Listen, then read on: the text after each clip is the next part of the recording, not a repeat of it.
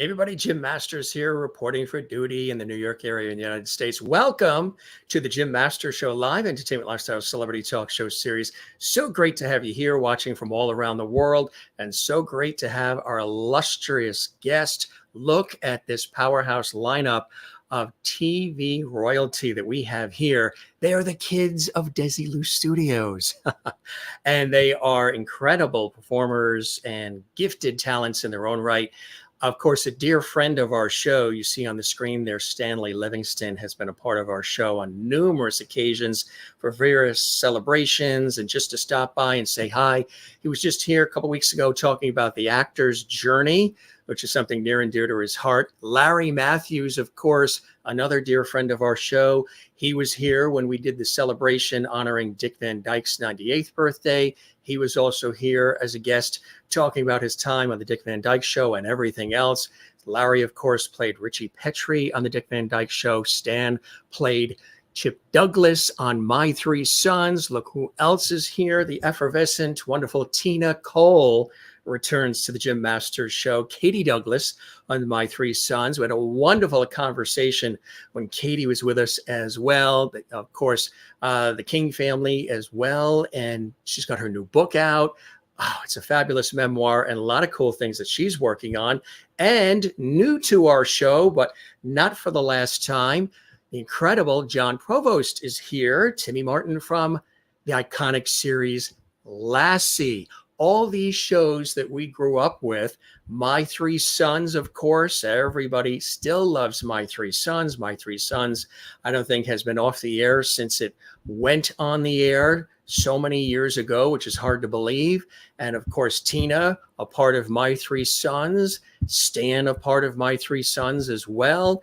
And of course, the iconic The Dick Van Dyke Show, and Ritchie Petri, Larry Mathews, and of course, Lassie, as I mentioned, and Jon Provost as well. I know this is like an all-star Hollywood Walk of Fame kind of thing, but it's also tied into something very, very special that Night of Dreams is putting together, and that is really celebrating the Kids of Desilu, the Desilu Studios, Desi Arnaz, Lucille Ball. Want to remind you, too, that before we welcome our illustrious guests coming in from all over the West Coast right now, we want to let you know that coming up tomorrow is Lucy Arnaz. Lucy Arnaz is making her return visit. She's a dear personal friend, and she's been on our show several times, and she's performing at 54 Below in New York City next month. She's coming on to talk about that and a lot of other surprises. That's tomorrow, 8 p.m. Eastern, 7 Central, 5 p.m. Pacific. And last night, if you missed it, Keith Thibodeau, of course, Little Ricky from I Love Lucy was here. He was also, of course, Johnny Paul Jason from the Andy Griffith Show. He's a brilliant drummer, musician, a great guy. We had an epic conversation with Keith last night on our show. So if you didn't see that, check that out. That is archived. And again, Lucy is with us tomorrow. But right now we are celebrating some more of the kids of the incredible Desilu Studios. They were all on the lot for all of these epic shows over the years. And some of them got to be friends over the years as a result of being on the various shows and on the various sets. And several of them have been here talking about their careers and all the different things that they've done. And again, coming up in September is a very special celebration of the Kids of Desilu Studios, with Tina Cole going to be there, and Jon Provost is going to be there, Stanley Livingston, Larry Mathews is going to be there as well. And they're all going to be there, Stan and Tina and Larry, Carolyn, of course, John, and it's going to be absolutely amazing. You can see on the screen right there, there's a QR code on the bottom left. You can scan that. Brings you right to the tickets as well. And that's very, very exciting. So we're going to tell you about some more opportunities as well. There's also a 2-for-1 that is happening. I'm going to tell you more about that. 2-for-1 tickets happening right now. So you get a chance to meet all of these fine stars at this wonderful event at Indian Wells, which is that wonderful resort hotel that Desi Arnaz and Lucille Ball were involved in the creation of. Also, I believe the big tennis tournament happens in that area as well. But without further ado, I know you're all excited. decades of television represented here on the Jim Masters Show. Let's welcome Tina Cole to the show. Tina, welcome. Here's the My Three Sons contingent. Stan Livingston, part of the My Three Sons contingent, returning once again. Larry Mathews from the Dick Van Dyke Show is back with us. And look at his cool hat. I love that hat. And Jon Provost joining us for the first time from Lassie. How cool is that? Carolyn Peterson from Night of Dreams with us as well. And I'm your host, Jim Masters. How is everybody? So good to see your faces. Welcome to our show. So nice to see all the Desilu Studios kids here today.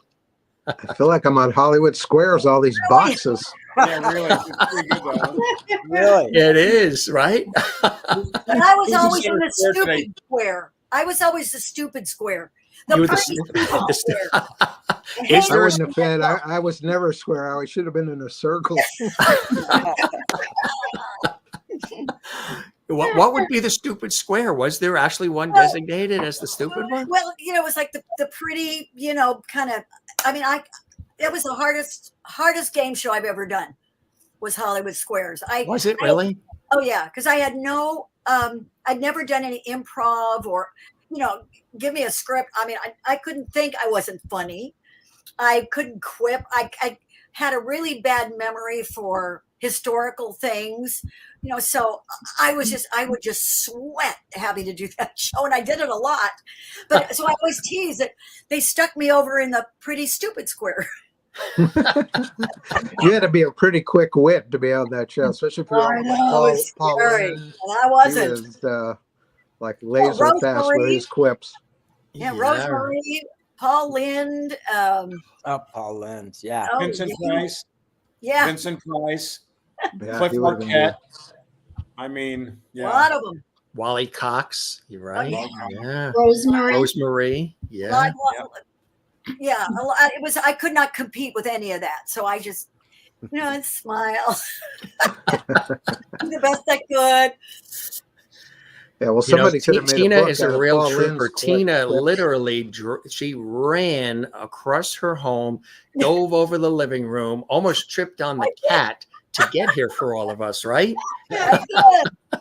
Well, the battery. I just realized the battery must have gone out in my clock in my bathroom where I was getting ready, and I thought, "Oh, good. I've got 8 minutes. I can make it." And I get here, and it's already 10 after. You know how hard I worked? That's on time for you, though. I worked with you. I had the worst reputation for being late. I had my license plate said TC is L8. I mean, everybody was late. But since 2013, I have been on time or early. I still can't believe that you're related to Lex Diaz-Avedo, the incredible arranger, conductor, and oh my gosh, that's right. We talked. You mentioned about that last time. Yeah, I couldn't believe I'm going to it. do it. We're going to have a little cousins reunion at his ranch in Panguitch, Utah, in July. Oh, wow. In a few weeks. Yeah, That's I'll tell him you said hello. Yes. Well, we'll do a little round robin here to catch up with everybody. So tell us how you've been, Tina, what you've been working on. Again, congratulations continued on the wonderful memoir. What are some of the things you've been doing since we chatted last? And welcome back. I had a wonderful trip with some fans on my son's boat in Redondo. We took a nice cruise and had lunch, and that was really fun. Other than that, I had to move, and so I have been unpacking a gazillion boxes. You know what I found, you guys? This is so cool. I found 2 notes from Joan Crawford to my mother on her personal stationery. I wonder how much that would go for on eBay. Oh. I mean, I have found treasures, but that's all I do. I take care of grandkids and I unpack boxes, and don't overdo it. Are you a collector yourself? Do you have memorabilia from My Three Sons and other shows you've been involved in? I have so much memorabilia. I found a wonderful picture of Fred McMurray and me from one of my first scenes on My Three Sons. That was a candid shot that I forgot I had. I found a couple of pictures of of Don Grady and Tina, and just and some treasures, some real treasures, some letters from Ronald Reagan and Nixon and Nancy and Bush. I mean, all these people, that were just thrown in boxes. I have about 25 outfits of Beverly Garland's. I have old Bob Mackey's. I've got my mother's, mine, Beverly. I mean, you don't want to. My cousin teases me that I'm going to find Jimmy Hoffa. So I've been having a lot of fun. Yeah. You've been having a lot of fun, and everything's going well with the memoir as well. Yes. I'm so pleased. It's doing very well, and I haven't heard. I've heard a little bit about the Audible, which came out a few months ago, that I narrated. I even sing a little bit in it, but you don't get the pictures if you get the Audible. So I don't know. The pictures are boom. Boom. I think I saw one of them. Yeah, with Don. I didn't put the one with the 3 boobs in it, though. Oh, no. In case you just tuned in, folks. Well, I had triplets. She had that removed right before the show. Before the show. So just a little preview, folks, of what you'll experience when you go to this event, the camaraderie, the familiarity, the wonderful family atmosphere. This is just a little taste of it. Mr. Livingston, always grand to see you as well. And how have you been since we chatted last? Good. I had just, I think, finished my Actor's Journey website, and it was up, running, and seemingly working well. And right after that, I'd been working on it so long, I decided to take a vacation. So Paula and I took a drive up the coast. As I mentioned, we made it about as far as Hearst Castle and went to a couple wineries in Cambria, and made, 3-4 day trip out of it. Came back, Santa Barbara, Cambria, Morro Bay, Madonna Inn, Santa Paula. Santa Barbara. We stopped everywhere we like. Usually we go all the way up to San Francisco, but Paula decided we were going to split our vacation this time and do half of it now and half of it later. So came back, and after we came back, I was ready for a vacation. You were from get in the car and drive and go, right? What do we just do? I'm exhausted. Stan, did you bring your 4-legged friend with you? Oh, are you kidding? He was ready, waiting at the door. He was not going to let us out without taking him. There you go. He had his backpack, so he had all his food. Could he in my car, I have an SUV, so I built this thing that goes in the back. It's pretty impromptu, but I took a couple of those white filing boxes, and I put them kind of in the hole between the back seat and the back of the front seat. And then I cut a board that exactly fits from the back seat to the back of the front seat, put 2 inches of foam over it, and then I have this big bedspread that Furry put it over. So he's got the whole back.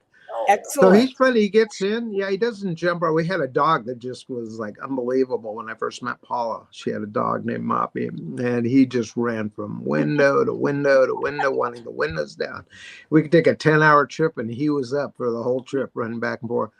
Tyler goes in the back. He lays down until we stop or, tell him to get out because he's got to make a restroom stop or we get where we're going. Where were you when you showed that picture just recently of how big he is now? Oh, I was up at Big Bear just a couple of days. I went up to visit Barry because we haven't seen each other probably a couple months or more. And Barry called me last week, says, you want to come up? So I went up, and Paula couldn't go because she had court cases and she's always filing papers and preparing for court. So Tyler and I took off. We went up and we spent some days up at Big Bear, and we were on a hike that Barry knew about this place. It's in Big Bear, but it's called the Eye of God. And what it was, I don't know how this thing got there, but it's literally on the top of a mountain. And before miners, I guess in the 1920s, 30s, started sticking dynamite in it, it was a perfectly egg-shaped dome. It looked like an eyeball originally. Barry showed me the picture of what it originally looked like. And it's of solid white quartz.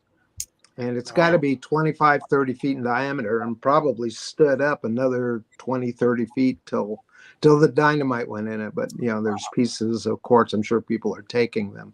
But it was really something to see. I was totally amazed. And took some pictures of Tyler standing on the eye with me. And I think it was when we came around right there. Or it might have been that night. I think we went into the village and I picked Tyler up and I had him. And yeah, I think a lot of people didn't realize how big a dog he is. He looks kind of small because I'm always shooting just a picture of him. But this time I held him up. And you know how it is if it's like a frog? Frogs like that. But if you pick it up, they're about 2 feet long when their legs are hanging down. And that's kind of the Tyler effect. Yeah, he's much bigger than he looks. And he's close to almost 30 pounds now. Oh, wow. He's beautiful. He likes vacations. Yeah, that's fantastic. So you've been a little busy. Yep, I'm back to work now. Just working on projects. So, but yeah, the vacation was great. Glad to get away. Larry Mathews adorned in that very cool hat of his. Thank you. How have you been, my friend? The last time we chatted, you came on the special that we did. The other great Doug Denoff and David Van Dusen, everybody we had for the Dick Van Dyke celebration, which was so wonderful. And you're such a good supporter of our show and such a good guy like Stan and Tina and everybody here on the screen. How have you been since we chatted last, Larry? Oh, we've been great. We've just been running all around the world and having a good old time. Not around the world, but just, doing certain things. Still got my wine tours going into Willamette Valley, which I'm guiding down there with. You can go taste and tour with Larry Mathews from the Dick Van Dyke Show. And so we're still doing that, which is fun. Working with Jon on a little project he's got going on for pets, which is awesome. I'm sure he'll talk about that a little bit as we get into the evening. And just having a great time up here in the Pacific Northwest. We've went back with Tina and Stan and did a little autograph show back in Missouri in April. That was fun at Cherry Blossom Festival. We had a good time there. And then we got some stuff coming up during the summertime. And, we're just doing well, man. We're doing really well. And this is it here, right? Stan's there too. Yeah. Wow. That's at the Missouri Cherry Blossom Festival, which is quite an event, huh? Yeah. We had a ball, didn't we? Weren't they great? We had a great time. Yeah, it was fun. Johnny Whitaker, I see in there too. Can you point out some of the other folks that are there? Well, there's Johnny. There's Cynthia Pepper sitting next to Tina there. And then I get lost. Who's next to Cynthia there, Tina? Yeah, you would ask me. Not Mimi. I think her name was Sandy. I can't remember her last name. She was a stunt woman. Yes. I think she was a well-known stunt woman. Yeah. And then one of the girls was on Miami Vice. The girl back there next to the guy in the yellow shirt.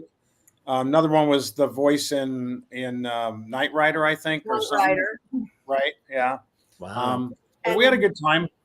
Yeah. And we found the. What's that, Tina? So it was a wonderful.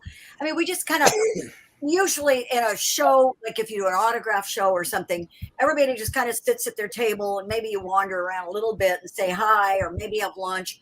But we were in the same hotel and we would just come in the hotel and people had brought cake and wine and M&Ms. And I mean, people the hotel was the most fun part. After we quit the show, we go to dinner and end up in the lobby of this hotel till about 11 o'clock at night. Just hanging.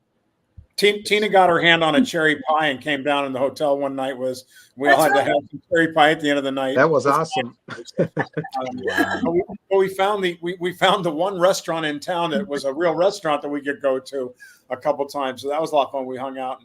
That was a good place. Oh yeah, great bar for you, Larry. I loved it, baby. They had aviation. I loved it.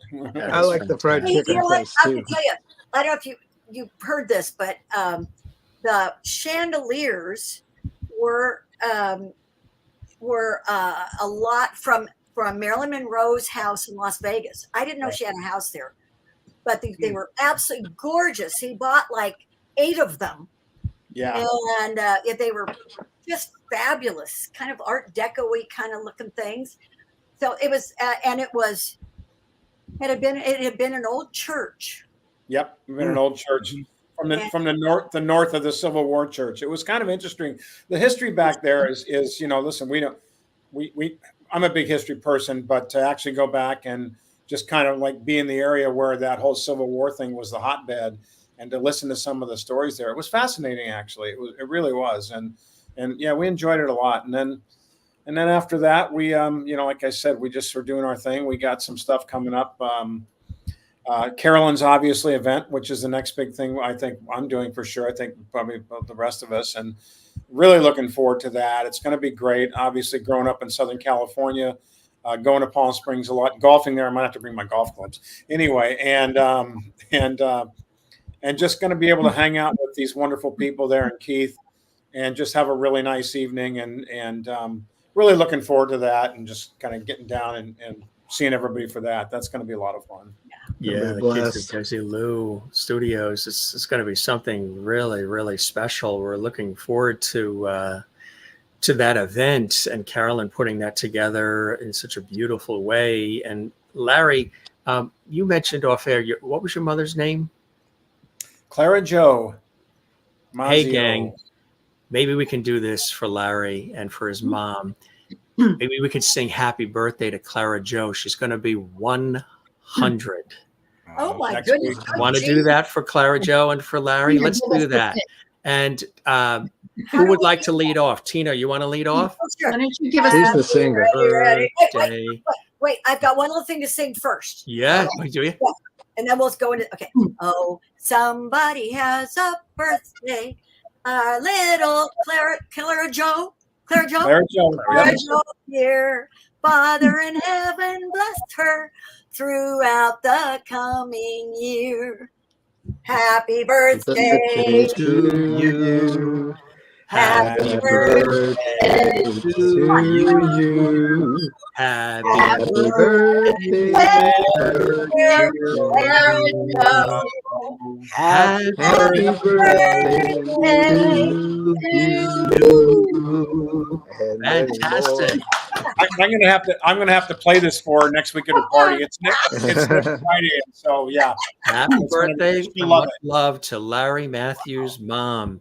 Wow. See, he had two moms in his life. He had Thank you. Laura Yes. Petri, Mary Tyler Moore, and Clara Jo. And Yeah. that's not too shabby at all. Jon Provost joining us for the very first time. Jon, an honor and Howdy. a pleasure, of course. Timmy Martin on Lassie and so much more. Welcome, and how are you? And tell us about some of the things that you've been doing of late. Well, thank you. And I say hi to all my buddies and all my friends out there. And yeah, I've done the Cherry Blossom Festival too. And I agree with you guys. It's kind of like being in Mayberry. It You is. know? Exactly. Yeah, it takes you back to like real people. It's totally different than any other event that I've ever done. And looking forward to a Night of Dreams, because that's going to be, from what I've heard, really incredible and a lot of fun. And I really, I enjoy the fans. And maybe because nobody's ever come up to me and said they hated Lassie. I don't know. But I don't think anybody came up to any of us and said, God, I hated the Dick Van Dyke Show. Or, I hated it. Never happened. And there's a good reason for that. And the reason is because our shows were quality shows. I mean, all of our shows, they had a message, and that message was always positive. And, we all got in trouble. We did things, but we learned from them. And so the audience, the people that grew up with us, they learned from our mistakes maybe. But looking forward to this. We have a new grandson who just, yes, my son's first. We have two other grandchildren, but they're old, 10 and almost 5. But we got a new one, just turned a year old. And What's his name? What's his first name? His name is Connor.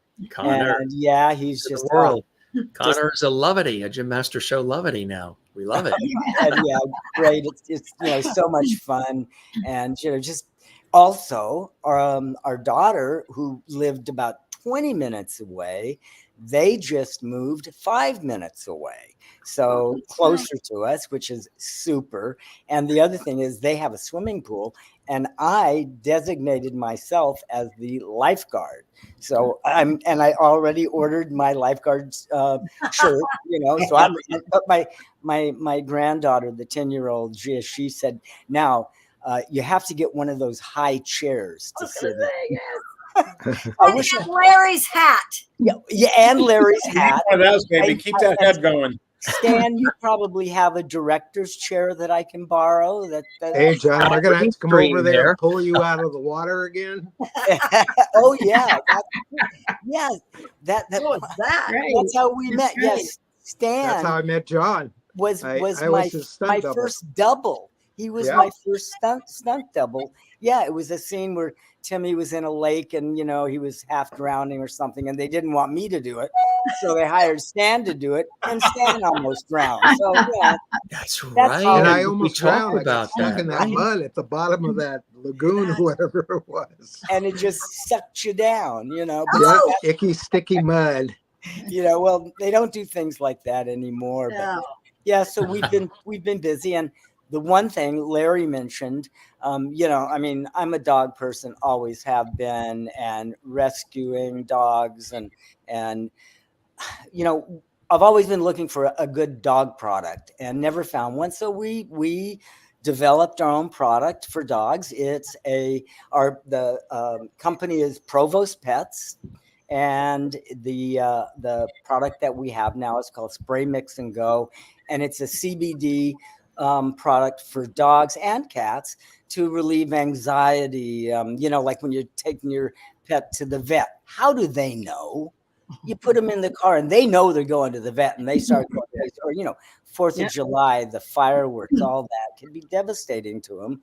So we developed a product that alleviates that, and plus, being a CBD product, it's great for joints and all of that stuff. I mean, people have been using it for a long time. So that's the big thing. And then, of course, doing a few autograph shows and things across the country, and can't wait to tell our event at Indian Springs. So ready to go. And what, by the way, so John, one thing I jump into, it's and not only is it great for the animals for a number of reasons that John mentioned some of, but also there's no psychoactive in it. It's not psychoactive. There's no THC. It's all natural CBD. So there's no reaction to the dog that's going to hurt them or cat. Or well, animal. the things, Again? It's called Spray Mix and Go, and just go to, if you just Google Spray Mix and Go, it comes up, or provostpets.com. And hey, there, my number one salesperson. All right. Well, thank you. Yeah, and we've been, like I said, we've been working on that for a long time, and that is so wonderful. Something good. And and what Larry said is very important, because every time we've taken our dogs to the vets, and I love my vet, but they give them drugs that just drug them, knock them out, and can have a lot of bad side effects. So we developed something that has no side effects and odorless, tasteless. So it's great. But that is so wonderful. That is so fantastic. And of course, you've had this wonderful love of animals from an early time, my friend. Oh boy, huh? No, they're the best. We love them, and they give us back unconditional love. Oh yeah. Wonderful June Lockhart. Oh, and speaking of birthdays, my TV mom, June Lockhart, on the 25th of this month will be 99 years old. Oh, wow. Yeah. June. Wow. Yeah. That's amazing. Happy birthday to June Lockhart, too. To June, for sure. Wow, from all of us here. And that's the fun part about us being in the business. We have lots of moms. Lots of moms. Oh, wait, what about me? I've had like a dozen different moms. I remember her from that show and from Lost in Space and so many other shows as well. And a Christmas Tale. She, her very first debut was with her parents in A Christmas Story. She was 12 years old, and one of the greatest Christmas shows. Every year we watch it. Absolutely. That's wonderful. So wonderful things happening in your life, Jon, as well. And our dear friend Carolyn, who was also with us last night when Keith Thibodeau was here, is the founder and owner of Night of Dreams, a big friend of our show. We love Carolyn, and she is assembling this wonderful grouping of television stars, film stars, so many wonderful people, like what you're seeing on the screen here, these iconic people who are, you know, what's great about all of them, they're real people. As you can see, everybody, they're real, they're affable. Yeah, you've seen them on television and movies, stage and everything, but they're very approachable, and they embrace the characters that they've played. You know, some people run from the character, and sometimes you do that. Like Keith Thibodeau said it in the beginning when he was on last night, he sort of ran away from Little Ricky, but now he sort of embraces it and understands, appreciates what everybody gets from the series and from his character. And everybody on the screen here has done such a beautiful job, and they continue to keep these characters and these shows alive through their efforts and joining forces with folks like Carolyn, who's putting together the Kids of Desilu Studios. Carolyn, welcome back, my friend. Thank you. Thank you for having me back. Oh, I am absolutely so excited about this event. I mean, I can't even imagine a room full of these people.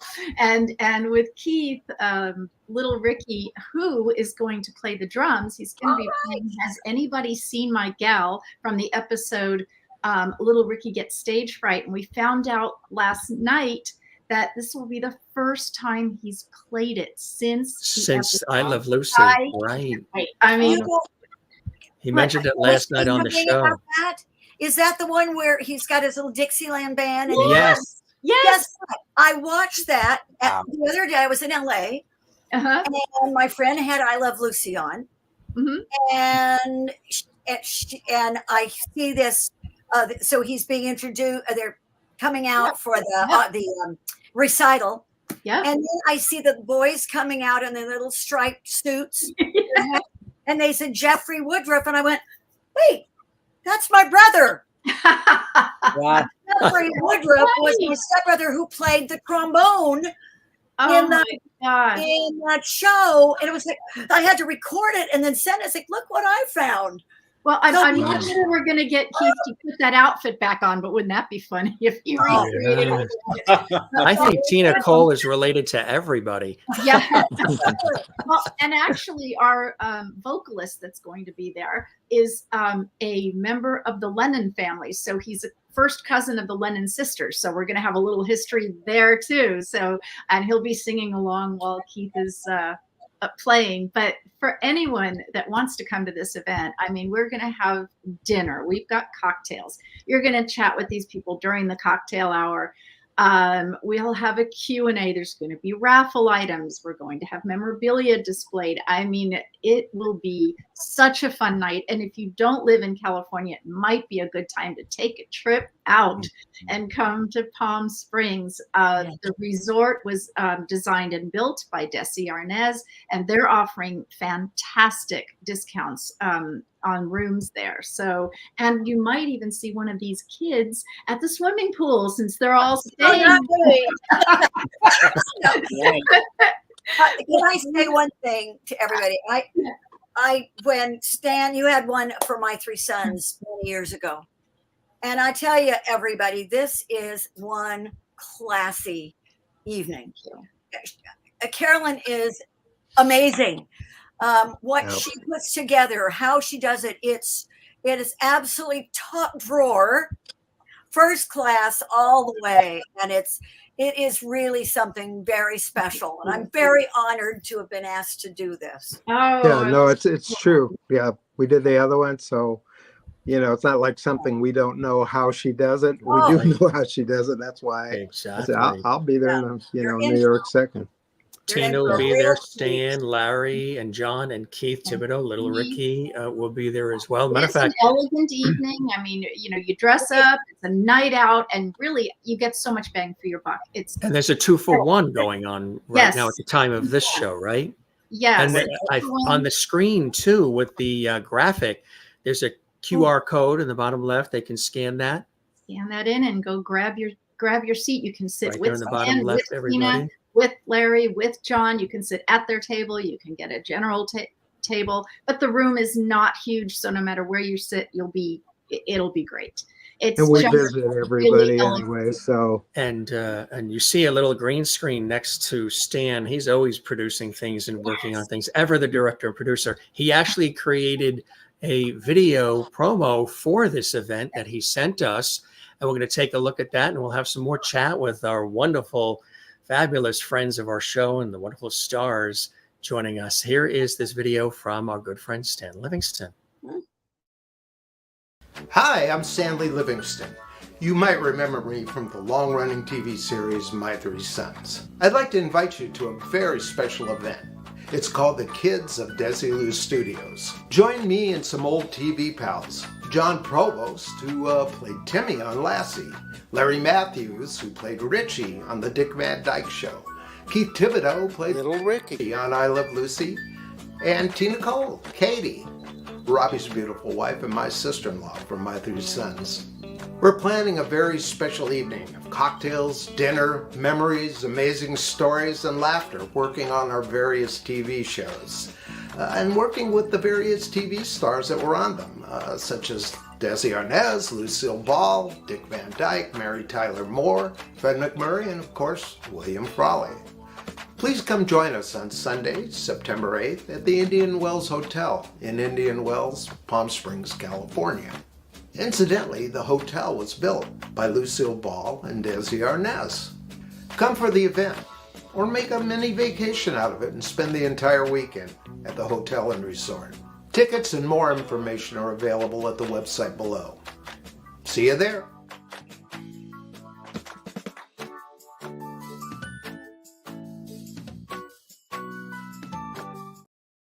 Very, very nice. And we did one too that we saw. And if you want to see the one that Larry Mathews created, take a look at this guy. All right. Hi, everybody. Larry Mathews here, aka Ritchie Rosebud Petri. Now, I'm sure some of you are wondering what Rosebud is. How did Ritchie get the middle name Rosebud? What does it mean, and where did it come from? Well, I have some good news for you. You're going to have a chance to find out from me in person on an amazing special night in September. That's right. I'm here to tell you about a wonderful, wonderful event that's being put on by a Night of Dreams. It's called the Kids of Desilu Studios, and it'll be on September 8th at Indian Wells Resort in Palm Springs, which Lucy and Ricky built. So here's what's happening, you guys. We have an amazing, amazing night you get to spend with my other good friends and legendary child stars, Chip from My Three Sons, John from Lassie, and Keith from I Love Lucy, Little Ricky. That's right. You get to spend the night with us. You can talk to us about anything you want. Ask us questions about the shows, about the life in the 60s and 50s, about what we did, about our lives, about anything we want. Just hang out, have a great night, and enjoy a wonderful, wonderful, amazing special event that goes for charity. Come on out and join your great buddies, Chip, Timmy, Ricky, and Ritchie Petri, of course, at the Indian Wells Resort on September 8th for a wonderful special night with the Kids of Desilu Studios. And we all look forward to seeing you there. Oh, by the way, a little hint for Rosebud, the middle name. Did this have anything to do with Orson Welles? I don't know. Maybe Citizen Kane? Well, you're just going to have to come and find out for yourself. All right, everybody, have a great night, and we'll see you in September at the Indian Wells Resort for the Kids of Desilu Studios.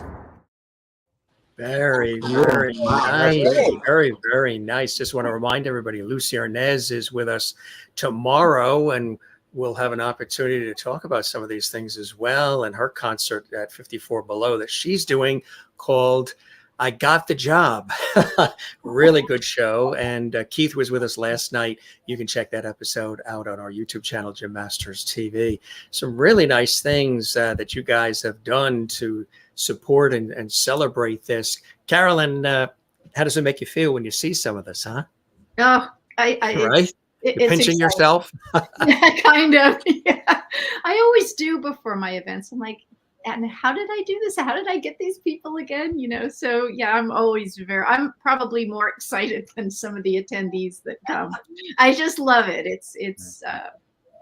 It's a great job to have. I think it's wonderful too, because I think that a lot of people, we were talking last night with Keith about how these iconic series and shows have stood the test of time and how people have this affinity for them. And whenever they're on television, they'll have an opportunity to sort of, it sort of de-amps the craziness of life, and it lowers your blood pressure, and it just sweeps away all the craziness that goes on in our world. And these are characters and figures and theme songs and sets that we've seen for years. And there's just something very comforting.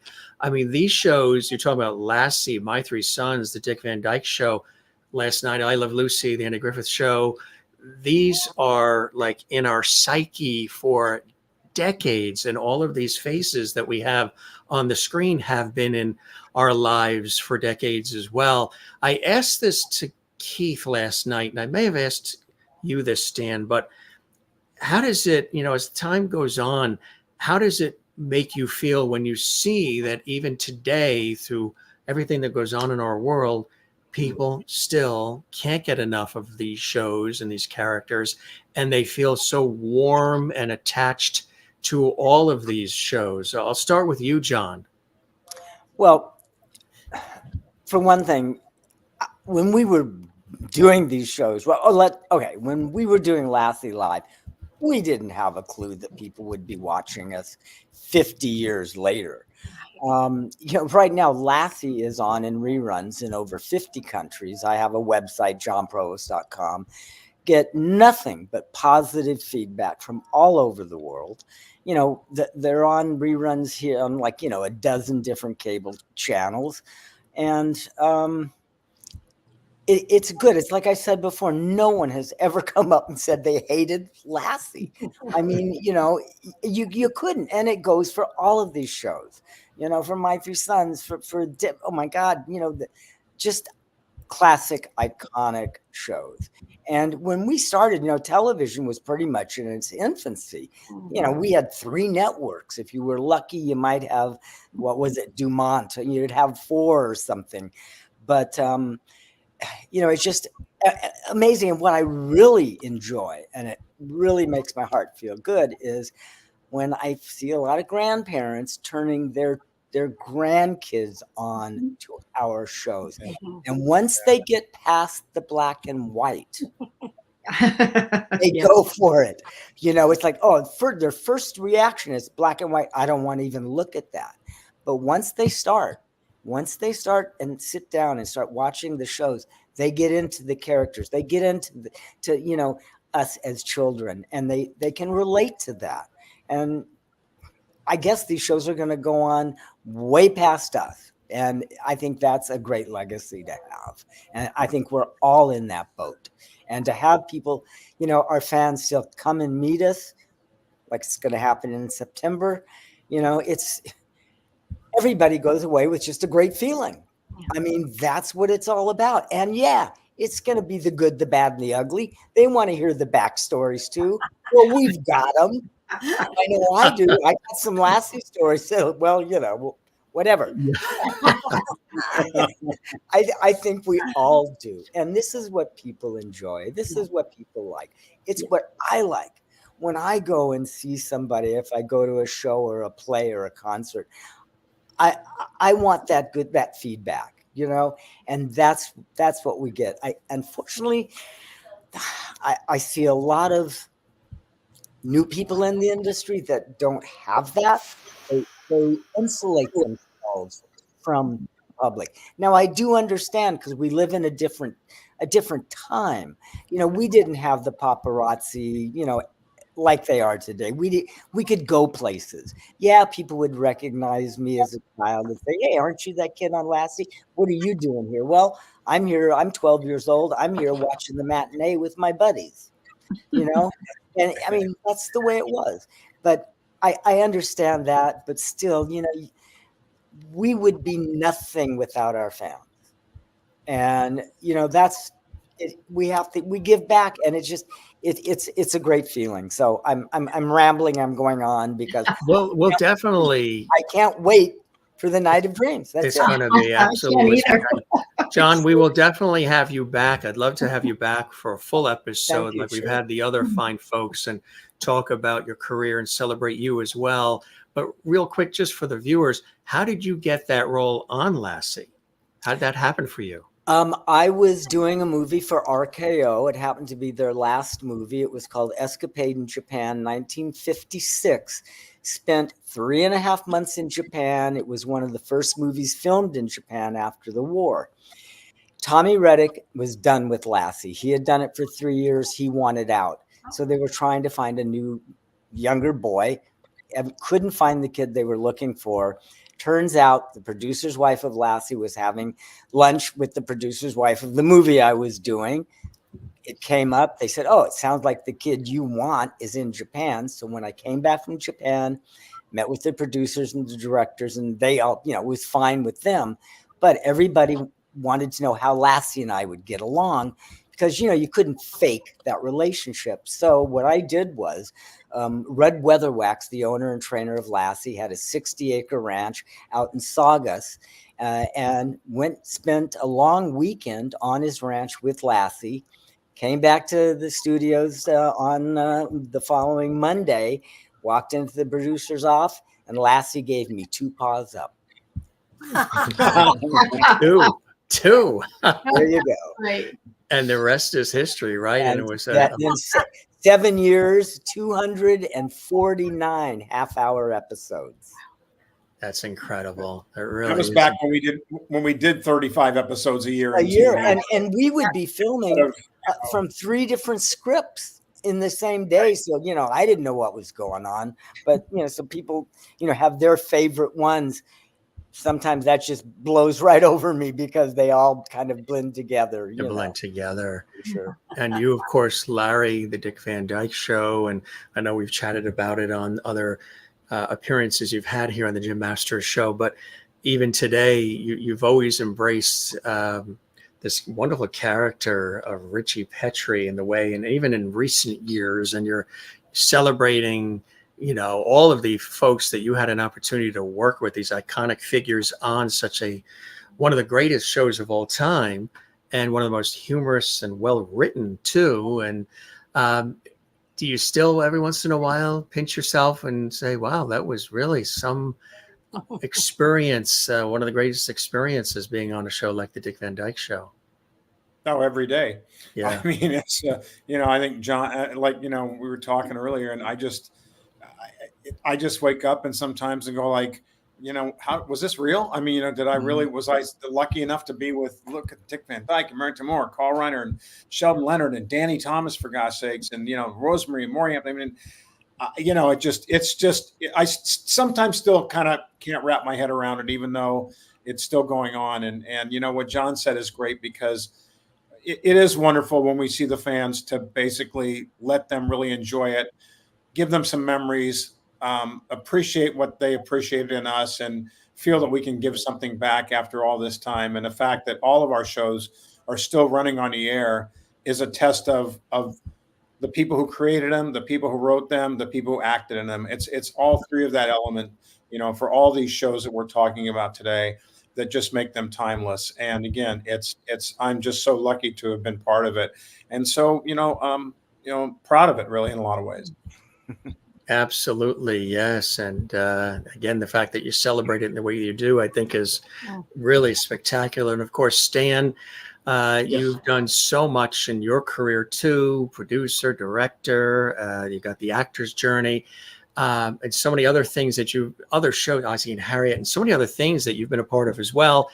But of course, so everybody remembers you as Chip on My Three Sons. And I know we've talked about this a little bit, but it is quite special when you look back at that show, huh? Very special, yeah. And, I went through periods too when the show was over. I kind of rejected it, because it was standing in the way of me and having another type of acting career, especially with the casting directors of that era that, they saw you as a TV actor, and it was very difficult to get out on featured films. The only people wise enough to actually put us in a film would have been like Roger Corman. Go, hey, this guy, he just got off a TV show where 50 million people a week are watching. Some of those are bound to come to a theater if I put him in my movie. So I did a couple films with Roger and his brother Gene. I kind of think, in a way, dogs have been responsible for my career too. When I was doing Ozzie and Harriet, right next door was a show called The People's Choice that had a dog named Cleo on it, who was one of the main characters. Right. He didn't talk, but you could hear his inner thoughts, and he would make comments on the main character, the husband and wife, that were pretty funny. And I did Please Don't Eat the Daisies, where there was another dog. I think his name was Hobo on that show. And Hobo had a brother. And when the show was over, Cindy James, who was the handler, gave me his brother. So I had Patchy for about a couple of years. And, and then Tramp came along. So all the way through my career, there have been dogs instrumental, especially Cleo. Because me playing with Cleo led to this older guy coming up on the set that I probably wasn't supposed to be on, but I wandered over there because I wanted to play with the dog, who also was handled by Frank Inn, who was the handler of Tramp. And this gentleman walked up to me and said, what are you doing here? And who are you? And I thought I was in a mess of trouble. And I stood up and said, hey, my name's Stanley Livingston, and no wisecracks, please. And he cracked up and stood there and having a conversation. And then he said, you know what? I'd like to meet your mom. And so then I finally asked him, I said, am I in trouble? And he said, oh no, son, you're not in trouble. He goes, but I would like to meet your mom. So, okay, well, I'm doing Ozzie and Harriet. It's like right across the street here in Stage 5. So I brought him over, introduced him to my mom, and I hid out because I thought I was in trouble. And they talked for about 20 minutes, and then he left, and I didn't think much of it, after that. And lo and behold, about, I guess it was 3-4 months later, he went away and wrote a script for me to star in, which was called Skippy. And it turned out the guy who was talking to my mom was Jackie Cooper. And I guess he saw something of himself in me. And I guess I reminded him of him when he was a kid. He starred in a movie called Skippy in 1934, for which he was nominated as a lead actor in a movie. And I think to this date, nobody that young has been nominated in a lead role for an Academy Award. The movie's director, I know, won an Academy Award, and I think maybe the film did too. I can't remember, but somehow he went away and thought it might be a good project for TV, wrote the script, and at the end of 1958, I just turned 8 years old. I think the week before, or it might have been while we were shooting, we shot this TV pilot that, thank God, didn't sell. If it sold, it probably would have lasted a year or two, and I wouldn't have got My Three Sons. But because of my performance in that reel, my agent then took that reel and was showing it, whenever I'd get a casting call. She goes, well, here, let me just give you the reel. This guy just finished doing my name was above the title. I mean, that's how lead I was. So I got Please Don't Eat the Daisies and a couple other movies back then. And that reel went to the producers of My Three Sons. And I got signed the next day to play Chip on the basis of my performance there. So thank you, Cleo. Thank you. I tell you, right? Which leads to Tramp, like you said, right? Yeah, led to Tramp. I love Tramp. He, when I was on the set when I was a kid, everybody else was an adult. They were 30, 40s, probably like on your set. Most of our crew guys were like 60-year-old, 70-year-old guys. They were mummified practically. And we, so there was nobody for me to talk to or play with except for Tramp until my brother came on the show. And finally, I got somebody my own age in the schoolroom, and Barry and I then could play baseball in between and basketball and ride skateboards. I was really jealous of John, though, when I think it was around the time we started since in 1960. He's the only person I know and the only kid I know that had a miniature golf cart. And I had a bike. That was because of Lucy. Lucy had a golf cart on the set, and she on the lot. She just ran all around the lot in her thing. Well, the restroom was they weren't in our soundstage that was like 2 blocks away. And sometimes I would have detours. And so like, where's the kid? And we need him. Oh, he went to the bathroom.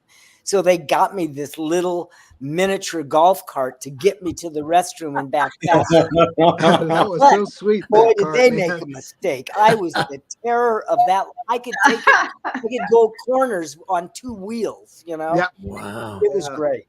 I just had a bike and a skateboard till the skateboard got banned because we were skateboarding with the 2 guys that were on the Lucy show, Ralph Hart and Jimmy Garrett. And I forget which one of them it was, but the 3rd stage down had a big ramp, about 20 feet, you know, the one I'm talking about on the corner there. Oh, yeah. And we came barreling out of that thing, and he lost control and broke his leg. So, needless to say, skateboards got banned immediately. That's amazing. Everything And got Tina, banned. Anything you could do to have fun. Basketball. anything you got could do to banned. have fun, right? I hit a baseball through Gary Morton's office window, so baseball got banned. It was pretty crazy. We just wanted to be kids and do something in between. And finally, it came down to, I remember the lady that watched me, her name was June Cole. She said, well, how about if I teach you how to knit? No. So I knit 1 pair of slippers, and that was it for me. I'm like, I'm riding my skateboard again. I don't care what anybody says. Oh, God. In fact, I have a picture somewhere of me, Barry, and Fred McMurray sitting there knitting these slippers. They had a little ball kind of, you know, on the top of your foot. I guess they were ridiculous, but they were just trying to keep us busy and out of trouble. I remember one time on the skateboard, I don't know what set it was, Barry and I were doing it, and I think it was me. I lost control and I went right through. You remember those enormous Sykes they had? You know, like the house across the street or the city in a distance. I went right through that thing. So yeah, we got the heck out of there. Well, you definitely got the stories for the Oh event. Yeah, Don't tell them all now. Yeah. Don't tell them all. Save some. Oh, Yes, please. Tina, That's were you nothing. knitting or were you I skateboarding got like the story. Stanley was on the Desilu set on the site, the studio? No. But I did needlepoint. You I did some do of that. We needlepoint. had a lot of extra time. Yeah, it was. Yeah, I didn't do that. I was too old to do that.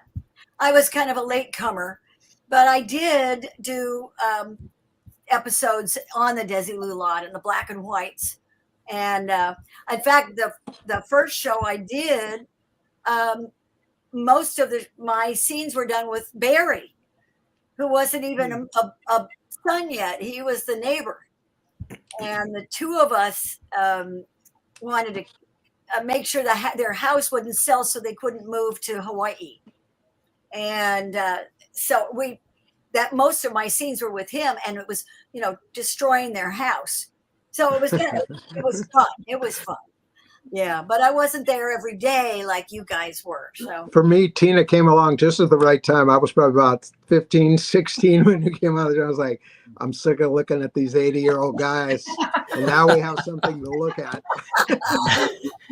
And Tina, do you, like the other folks were saying, do you look back at some of this? Because you've been a part of so many amazing things too, as well, and the King family and all iconic entertainment that you've provided, you and your family, for all of us through the decades. Do you look back at some of these things like My 3 Sons and others and just, you know, look at it as a blessing to have been a part of this? And when you get, like you'll see happen at the Kids of Desilu Studios event too, and in everyday travel, this warmth, this fanfare when they realize who you are from these shows, that must make you feel really good, right?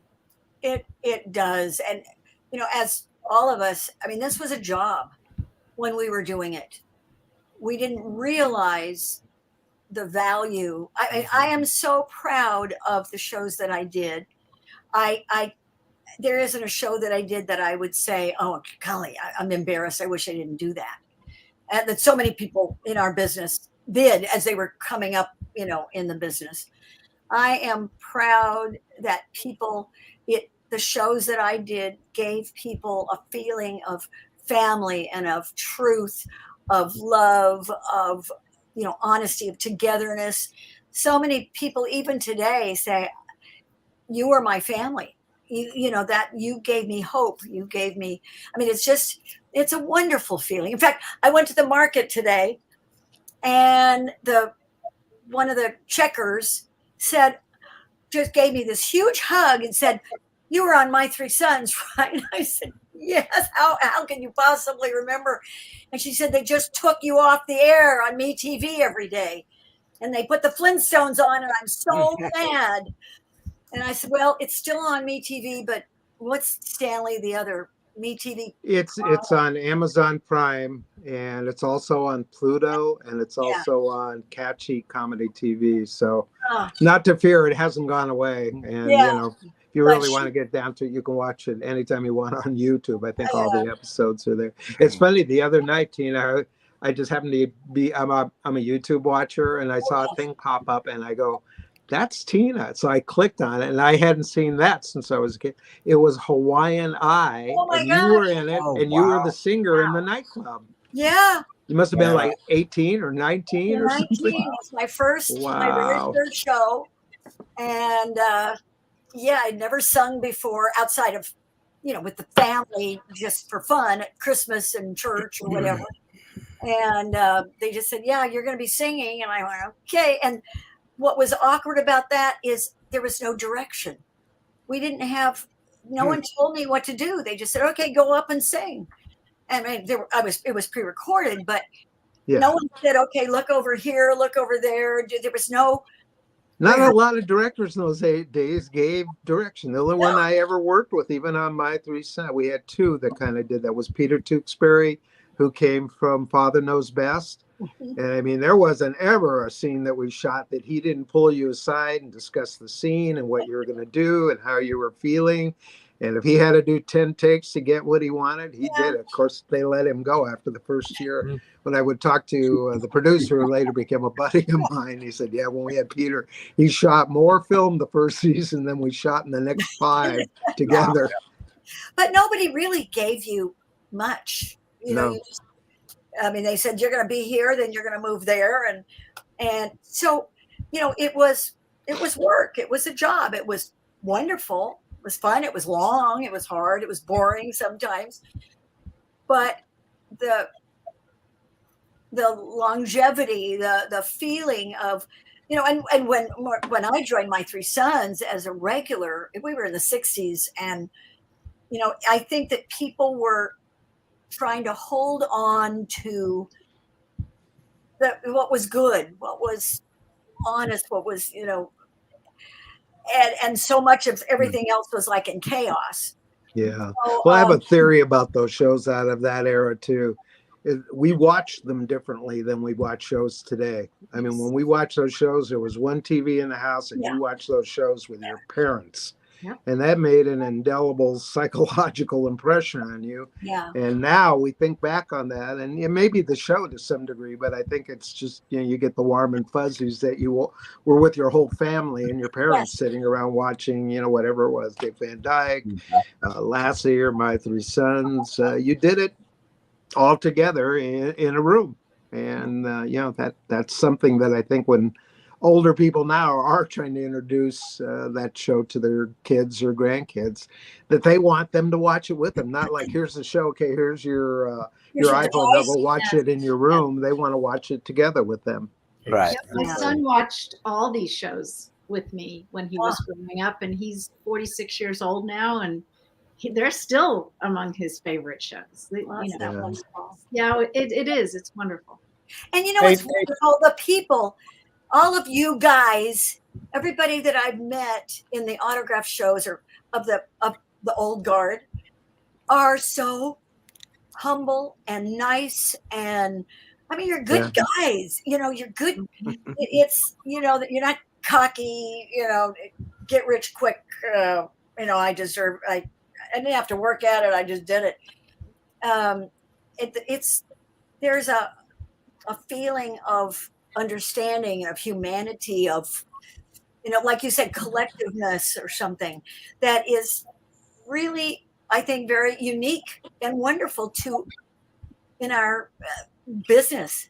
Mm-hmm. Yeah, Yeah. I think people, if they come to the show, are going to find out we're a lot different than what they perceived us to be. Yeah. And Yeah. not in a bad way. I mean, you know, I've gone out of my way to have as best I could, a normal life, and a life not like what you think Hollywood would be. I kind of rejected all that. And, you know, the way I look at it, I was just a guy going to work. I did that job and, you know, tried to have my life. Got married, had a family and kids. And, you know, I think people are sometimes think you're going to be different than That you're always because going they to be watch the Chip. show so Right. long. Well, I that- think, And I think Larry's they always think- going to be Ritchie Petri. right. And, They Yeah. think you're still going to be that kid, and you're looking and go, "Oh my God, look at you're bald. You're grown up. What happened?" It's like, right, you know, it's all good stuff going on. I love that. I love it That's- when people come up to you. You know, they come up to you and say, "Oh my God, you got old," and I just turn around and say, "Well, you too." You know, I mean, Yeah, it happens to exactly. all of us. We're Yeah, no, it's we're fun. no different. there are great stories, and you know, I'm lucky because working behind the scenes for 40 years in post production, and having a lot of interface with a bunch of people through our business for the years. Tina made a good point where she said we have a different perspective on life because of I think the way we were raised and the way we were brought up, A, with our families, and B, with our TV families, right? And so when I would see some of these people through our business, and we'll talk about that at the Night of Dreams, Carolyn, I don't want to spoil it now, but I have some pretty funny stories about people that thought they were, you know, better than everybody else, and, you know, had to kind of put them down a little bit sometimes just to bring back a little bit of humbleness to them. But Yeah. it's interesting, and we're lucky we did that, and it was good. Hey, did you guys all did one single camera shows, right?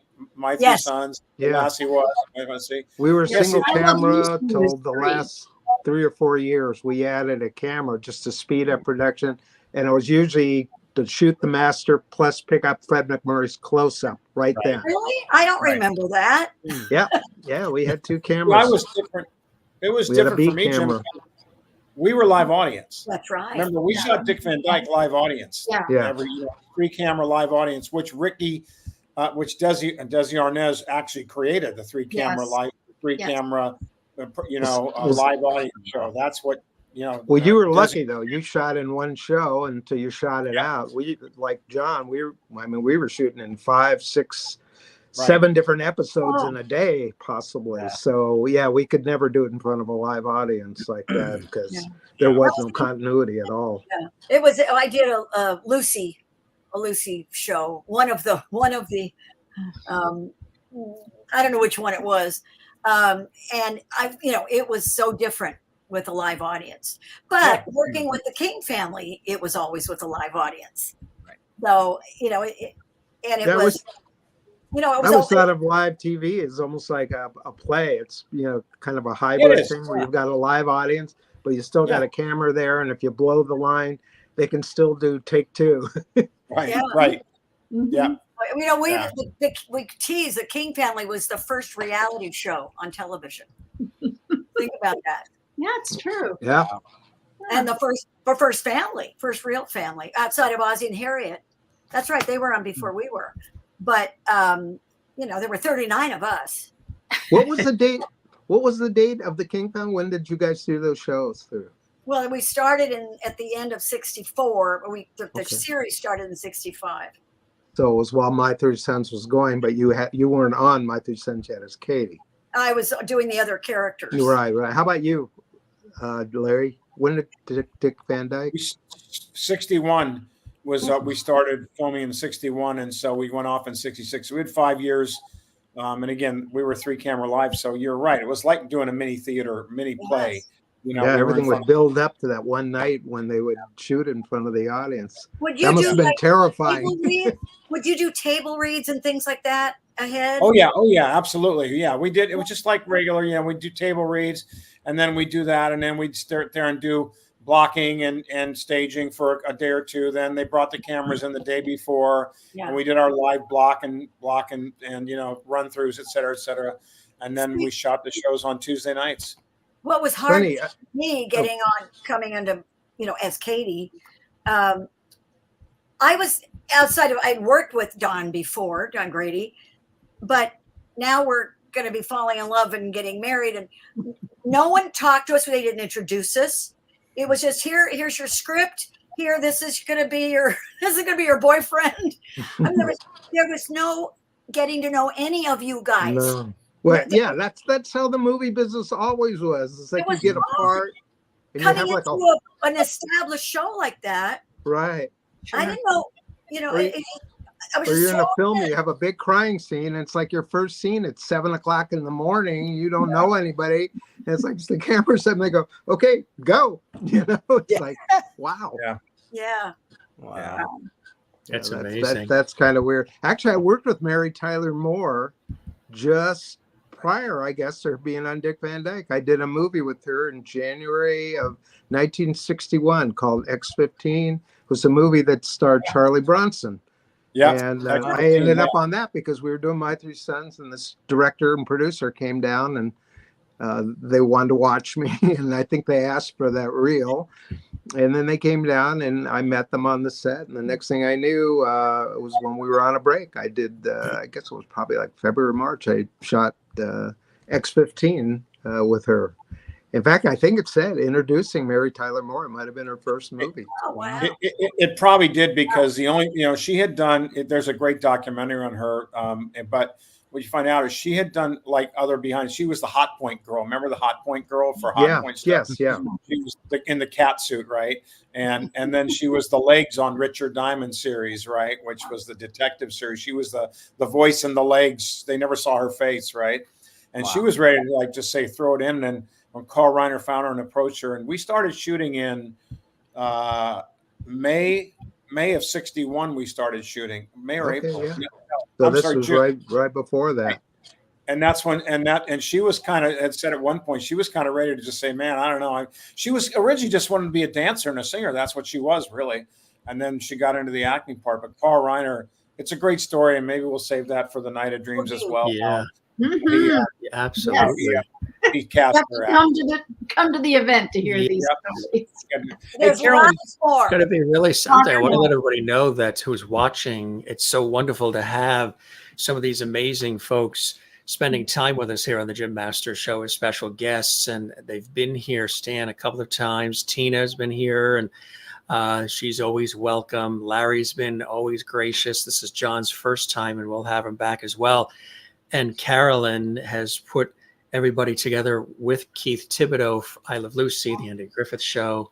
And again, we had that epic conversation last night. And as we've been mentioning, and we're sort of whetting your appetite on this episode of what you will experience and then some at this amazing event. This is going to be really something. I mean, if you're enjoying what you're seeing here exclusively on the Jim Masters Show, Entertainment Lifestyle Celebrity Talk Show series. Boy, that's a mouthful. It up. JMS. On JMS, everything's abbreviated these days, right? On JMS, you're going to love what happens at Indian Wells there. It is the Kids of Desilu Studios. And I would imagine, and there's a QR code, you can scan that, brings you right to the tickets as well. There are two, we've been mentioning through the show, there are 2-for-1 tickets that are available right now. Niteofdreams.com is the website. Check it out. There's also a link through eventbrite.com as well. And it's going to be really something quite special because, if the sets of the shows filmed at Desilu Studios could talk, what would they say about all the legendary stars who perform there? Why not ask the kids? They are still kids, folks. Yeah, we the get kids great of the stories, Ricardos and the Petris and the Martins and Steve Douglas. It is September 8th at the resort that Desi Arnaz and Lucy he put together with Lucy. Desi Arnaz, Lucille Ball designed this back in 1957. Night of Dreams, which is Carolyn's baby. Original Long Islander like I am, both hailing from out east on Long Island, New York. She put this together, and it's really a labor of love for her as she's experiencing, some of her childhood too, and putting this together. You will be joining during this evening, very special evening, the Kids of Desilu Studios, Little Ricky, Ritchie Petri, Chip Douglas, Timmy Martin, all will be there as well, Katie Douglas, as they transport you down memory lane sharing even more personal stories from what has been shown here, which we have really enjoyed them sharing their time on and off the set. What was it like working with, Fred McMurray, William Frawley, Vivian Vance? And Stan has mentioned many times he had a wonderful friendship with William Frawley, and he'll expand on that. Keith talked about what it was like working with Lucille Ball, Desi Arnaz, how tight that set was, and everybody striving for perfection. Working with William Frawley, Vivian Vance, the incomparable June Lockhart, Dick Van Dyke, Mary Tyler Moore, Andy Griffith, Don Knotts. Cocktails, conversation with Stanley and Keith, John, Larry, Tina. It really is a one-of-a-kind, extraordinary evening in the ballroom of the legendary Indian Wells Resort.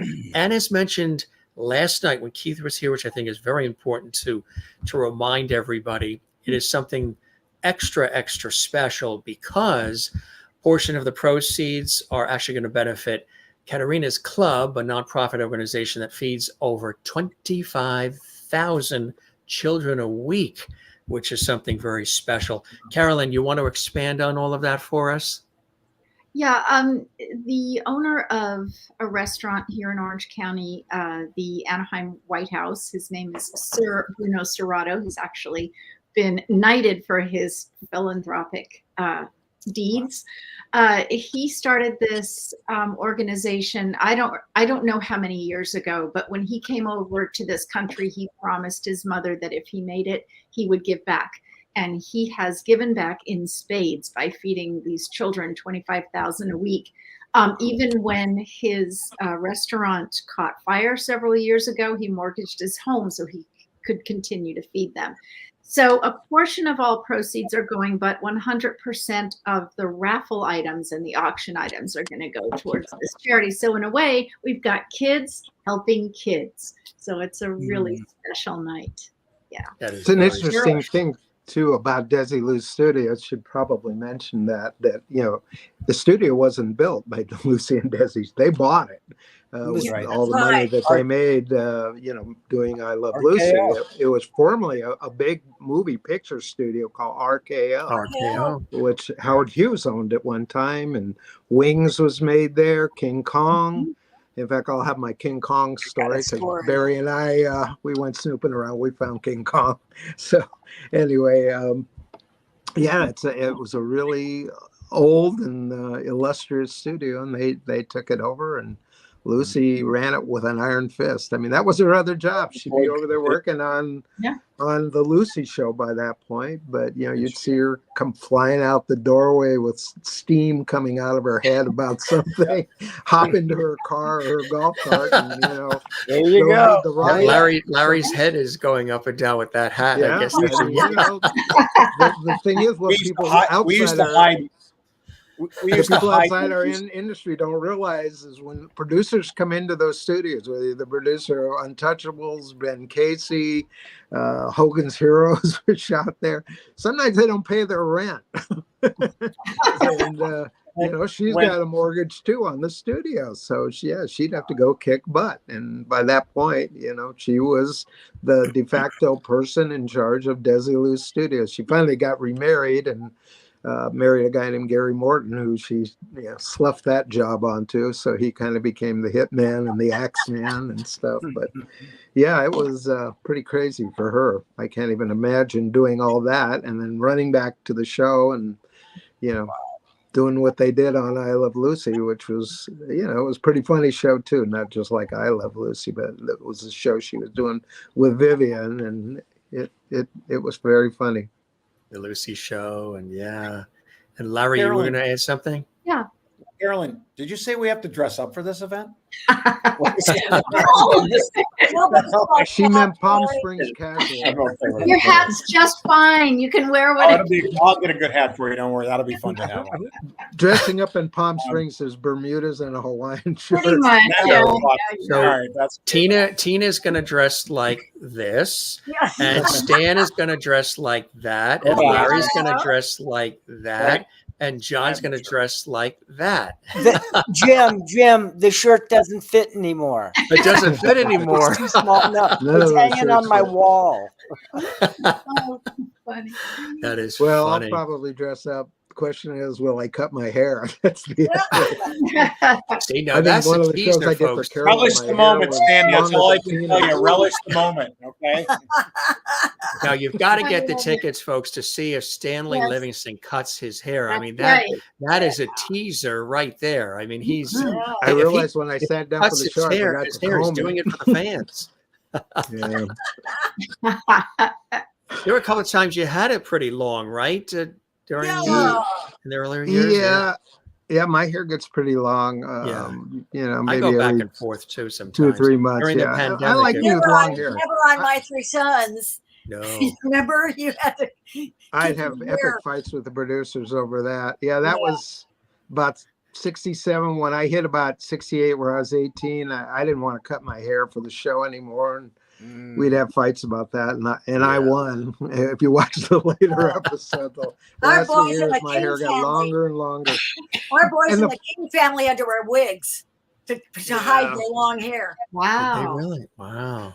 I mean, you know what? I hate to say it, but the producers were right. I wish I hadn't done that. Now I look back at it, maybe because I'm on the other side of the fence, is doing more producing than acting. But it dates the show. Unfortunately, I get why they didn't want me to Oh, do right. that. If you Yeah. watch those last 3 years, you definitely know. I mean, I look like I'm right out of 1971, 72. And if you watch any show, I had the same haircut as every other guy on every other show. It was long, the sideburns, the whole thing. But I don't know. I thought I was doing the right thing when I was 20, 21. Just That's it. Yeah. Really great guys. You obviously have a wonderful respect and affection for one another and for your individual talents. And is this sort of the event that's going to be happening? And even this show, is this sort of like a little bit of a reunion, or do some of you stay in touch as the Desilu Studio kids? Well, Tina and I, we do shows occasionally. We did, I don't know, about like 2 or 3 in the last There's one there, that's, right? That's from There we go. Chiller last year. Was that last year? I guess it was Last year, last October. We were at Chiller. We did another show, that one in Marshfield. Yeah, with Larry. And we did something else. I don't know what it was. I don't know, but so we talk a couple Yeah, of times a I year. call her on the phone. Yeah. Even though she's a year or 2 older than me, I treat her like my little sister. I'm looking after her, make sure she doesn't get in trouble. Now, real briefly, Keith, of course, mentioned that he, over the years, had become friends with Lucy Arnaz and Desi Arnaz Jr. because, they were young on set as well. Did you guys also have connections with, interactions with Lucy Arnaz and Desi Arnaz Jr. over the years? No, Even when you were kids on set? I would go on dates with Lucy and her first husband, little Lucy, and her first husband. In fact, my best friend Heather was her stand-in, and so we got to know each other, but then lost touch. So I haven't seen her in years. And then I played for 10 years. I played Ethel in a live show. That's right. Oh, wow. How cool. Sacramento. That's and, right. It was, we were going to try to see if we tried to work with the foundation or whatever to see if we could really make something of it more nationally. And they wouldn't let us do that. So we just had to stick to local. But it was really fun getting to know her when she was little Lucy, when she was in her first marriage. We had a great time. We'd go dancing and go to their, we'd go hang out, but not since. And I would love to. And her husband, Larry Luckenbill, just wrote a fabulous memoir that's out too. That's doing quite well. Really, really nice guy. And they are there in Palm Springs. They were in Connecticut and sold their house in Connecticut, and they moved back to Palm Springs because that's where, they went as kids, like you say, Indian Wells and everything. They went to Palm Springs to, get away from Hollywood and LA, and would go out to Palm Springs to the house that was out there. And as she's out in that region. So nice to see all of you. And again, you guys are so gracious and so affable and fun. And I always enjoy talking to all of you. And Jon, a new friend. And I'd love again to have you back as well and celebrate all of your incredible contributions to this industry. It would be really a blessing. And Carolyn, any more that you want to share, as we've been sharing, again, a little bit of a teaser for everybody to go to see that incredible thing that's coming up September 8th, the Kids of Desilu Studios that we have on the screen, and Keith joining you as well. Anything you want to throw in? I don't know what else I can add. I know, huh? Look at this. I mean, why wouldn't this you has been wonderful, yeah.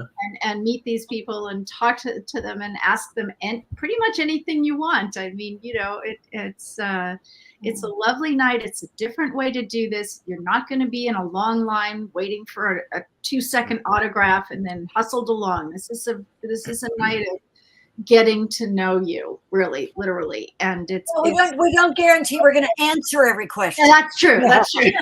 Well, and then I think Stan said you were. Well, Tina already revealed that the clock went out in her shower, so we know that one. Yeah.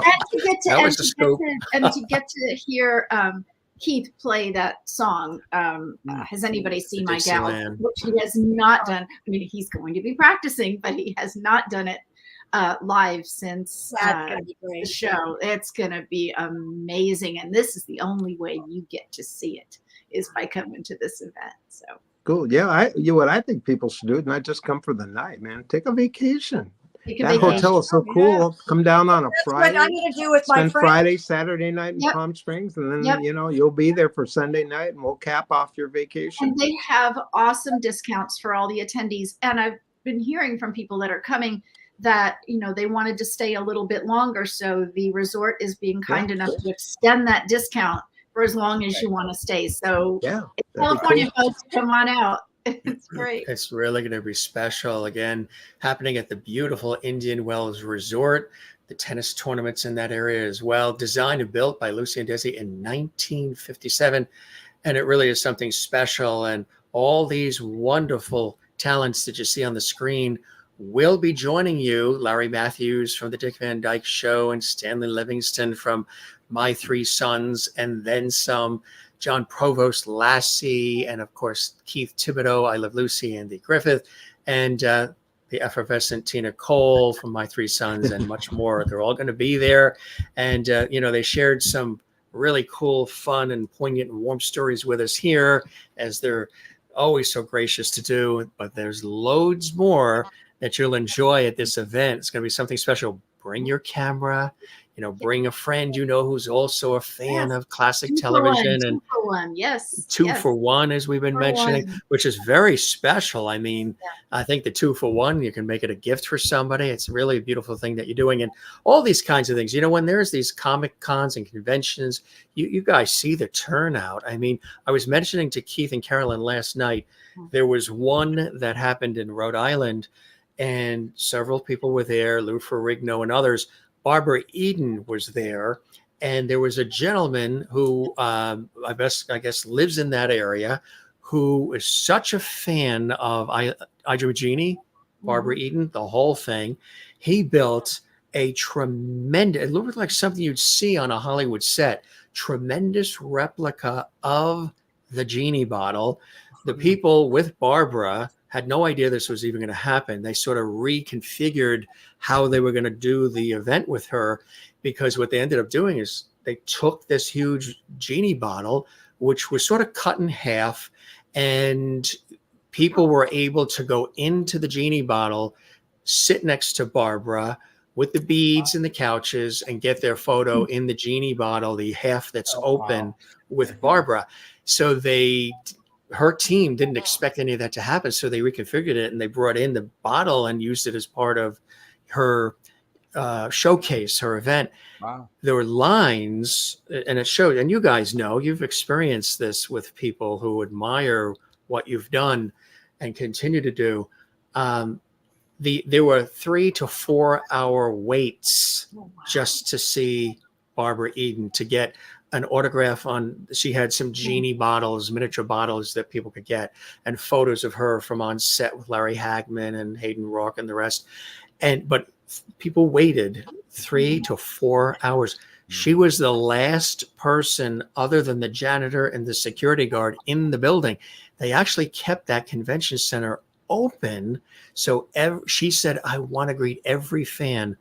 She greeted every single fan to the very last one at 91 years old, which is extraordinary. And I know you guys are so gracious in that way too. You really appreciate what those fans feel when they're in those lines coming up to see you, and how much is riding, on it for them. And it's quite a beautiful thing. And you guys all treat it with such respect and such gentle care. I think that's very special for people to know. If I could say though, when as far as this event, the beauty of this event is there are no lines to wait on. That's what I was going to say. Thanks, Tina. Yeah, there's no line. I mean, we keep them intimate. I keep it under enough people so that everybody can have access. Will leave saying, I didn't get a chance to talk to someone.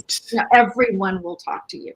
So that's the big difference. Which is really, really nice, because again, sometimes the big convention centers and everything, there's mobs of people and the parking, and people are running from place to place to try to get to meet. And sometimes there, I guess, from what I've always heard, there's 2 people that you want to see, but at the same time, and it gets to be crazy. But here's something really hard. What's really hard is you're trying to. They want to talk to you, and you've got a line, but you're not trying to. You don't want to be rude and say, "Well, I got to get over here," And it gets very difficult sometimes, doesn't it? Yes. Yeah. No, it's a very unique event. Yeah. It's a one of a kind. And so it really is. Like things that are one of a kind, you got to get them while they're hot. Get them. And also, I have to say, a lot of people will say to me, you know what, I'll do it next time, or I'll I'd love to come, but don't put off these things. It's I'm not trying to end on a downer, but we are kind of getting older. So, this is the time to take the opportunity and come meet these people. They're the only ones with the stories about Lucy and Desi and Vivian and Bill and Mary Tyler Moore. And there's no one else to tell these stories. So if you want to hear them and you want to hear them firsthand, don't put it off. This is the time to come. I agree 100%, Carolyn. I have kicked myself in the butt numerous times for saying I'll do it next time. Yeah. You got, when it's there, you got to grab it. Do it. Yeah, and it's going to be a lot of fun. So. Yeah. I wanted to make mention real quick too, before I let you guys go, because I don't want to take too much of your time. A dear friend of several of ours, Larry as well, David Van Dusen, of course, Mr. Everything, Dick Van Dyke, did the documentary and all. He is very excited about it. And David is such a great guy, and also assisting and putting things together in this fashion. David, thank you so much. He's been on our show numerous times. He was part of the Dick Van Dyke celebration we did, and we celebrated the documentary he did. And he's saying, what an event this is going to be. Can't wait for it to happen. David as well. Again, like Larry, he's everything Dick Van Dyke Show. Folks, this has been terrific. I hope that you guys enjoyed, we go all out here at the Jim Master Show. I hope you enjoyed the lobster and the truffles, the champagne and the cheese in the green room for you. Did you enjoy it? Wine. I love the wine. The wine. Caviar was great. I should have done that. Figment of our imaginations, right? Larry, always great seeing you here. And the door, as I said, all have heard me say this multiple times. The porch light is open and on for all of you to come back anytime, just to stop by, say hi, or if you have projects or you just got something you want to celebrate, you're welcome, Larry, to be here. And I really appreciate you stopping by. And it's good seeing you again, Larry. And happy 100th to your wonderful mom. Yes. Thank you very much. Yeah. And I hope you enjoyed the time with me as much as I have with you once again, Larry. Always, always. Thank you, man. The pleasure is mine. And Stan, my friend, as well, same thing. Thanks for all of the time. Always a blessing having you here. Thanks for sharing more great stories. You're always a class act with that. And again, I hope you enjoy the time with me as much as I have with you as well. You're a great host. I have to say, you're a great host. Yeah. And I always appreciate being here. I appreciate it as well. The lovely and effervescent Tina Cole, who's going to get a new battery for. Let's all chip in and get a battery for the clock in the shower. We'll do a fundraiser for the battery for the clock. I like her the way she is. That's it, right? I'm on the East Coast. We'll ship it west. You'll have it in the morning. Tina, when I get out of here, I'm going to go. She's going to run to Walmart and get a battery. See, people live real lives, folks. Really? Forget the battery. Get a new clock. Get a new clock. Such a pleasure. Thank you. The clock waits for no one. Tina, thank you for stopping by the Jim Masters Show again. Always a blessing to have you here. And thanks for sharing your stories and laughs. And hope to welcome you back real soon. I hope you enjoy the time with me as much as I have with you as well. Absolutely. You're the best. Thank you.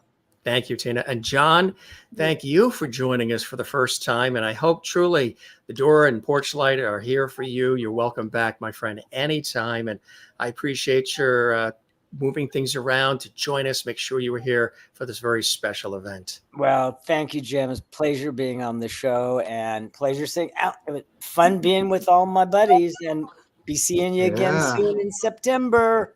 Like another reunion. See you All in right, September. And Carolyn, thank you. What a blessing. This has been a little bit of a sort of like a Desilu week. We had Keith last night and you were with us. And then, of course, these fine folks, Larry Stanley and Tina and Jon. Tomorrow, Lucy Arnez is here. It's like Desilu week just about. Thank you, Carolyn, for all of your time and attention, my friend. And as I mentioned with you as well, you are welcome back. I know we're going to be working together on some other beautiful projects, and I'm very happy to open up the airwaves and the platform to celebrate what you're doing as well. And I know there's other things that you're working on in the fall and next year, so we'll celebrate that as well. But a pleasure to have you here, Carolyn, and thanks for all you're doing to celebrate some of what we've been talking about here. Thank you. And thanks for having Carolyn. me. You're welcome. Oh, Carolyn, the pleasure is all mine. There it is, folks. Night of Dreams. The 2-for-1 tickets are available. It is the Kids of Desilu Studios right here on the Jim Masters Show, and they will be there on September 8th. Really, really fantastic. An incredible lineup. Look at all these smiley faces that are going to be there, and Keith as well. Stanley, Larry, Jon, Tina, thanks so much for being with us, and Carolyn as well. Blessings to you all, and happy birthday again to Larry's mom and to June Lockhart. Yeah. All right. We shall see you again soon, okay? All right. Thank you, Jim. Bye. Thank you, Larry. Bye, Jon. Bye, Larry. And thank you, Jon. And thank you, Bye, Jon. Stan. And thank you, Tina. Come see us again. Thank you. And Carolyn, thank you. Thank I hope you enjoyed it, and I hope you had a good loved time it. again. I loved it. Thank you. The pleasure is all mine. You be well, and let's stay in touch, okay? You got it. All right. Take care. Bye. Bye-bye now. Here it is again, folks. We don't want you to go without all the information you need. We've been talking about it. There is nightofdreams.com, and here is, now there's a QR code on the bottom left. See it right there on the bottom left next to the website, nightofdreams.com. If you scan that, brings you right to the ticket opportunities for a very special event. My pleasure to celebrate this with the entire cast that's joined us. Larry Mathews with us, and Stanley Livingston. Really fantastic and really amazing. Tina Cole with us here on the show as well. And Jon Provost, this was his first time joining us here on the Jim Masters Show, and not the last, I'm sure. Really fantastic people, good-hearted people, classy people, people who just care. They're all very talented too. You know, we've been talking about these iconic shows, My Three Sons and Dick Van Dyke and Lassie, but each of them have also had careers and accomplishments well beyond those iconic series. And they might even, during the course of that evening, celebrating the Kids of Desilu Studios, share some of the other things they've been working on. Stan and Tina have done that in the past on our show, and Larry. This is the first time Jon has joined us as well. Truly wonderful, taking you down memory lane together here at the Jim Masters Show Live series. Of course, you guys know I work in television and radio and have for years. So for me, like with Carolyn too, we were like kids in a candy store with these iconic figures here. Special guests, the Kids of Desilu Studios, Stanley Livingston, Larry Mathews, Tina Cole, Jon Provost, here on the Jim Masters Show Live series. And again, last night, we were graced with the wit and wisdom of Keith Thibodeau, who played Little Ricky on I Love Lucy, and also he was Johnny on the Andy Griffith Show. He's a fantastic drummer, musician. He's been through a lot of things in his life. He's been very open about it. Check that episode out. And tomorrow, Lucy Arnaz returns to the Jim Masters Show. She's been here several times. She is a dear friend of ours personally. She and her wonderful husband, Lawrence Luckinbill, the fabulous actor, screenwriter. So she's here tomorrow, and tomorrow it's going to be 8 p.m. Eastern and 7 p.m. Pacific and 7 p.m. Central, 5 p.m. Pacific. So, gang, this was fantastic. Really appreciate having all of you here. And Pierre Kelly, thank you very much. Love this, love this, love this. And it was kind of like a Match Game celebrity setup, wasn't it? Sort of like Match Game, or as they mentioned earlier, it was like Hollywood Squares. Linda Johnson, thank you very much in support of our show. She did a nice blue super sticker. Thank you very much. We really appreciate that. And Maureen in Arizona, thank you very much as well. And that's for Tina's battery for her clock in the bathroom. I think she's just going to run out. I think, like Stan suggested, she's just going to run out and get a whole new clock. Yeah, we appreciate all of the comments. You guys are fantastic. Kathleen as well, thank you.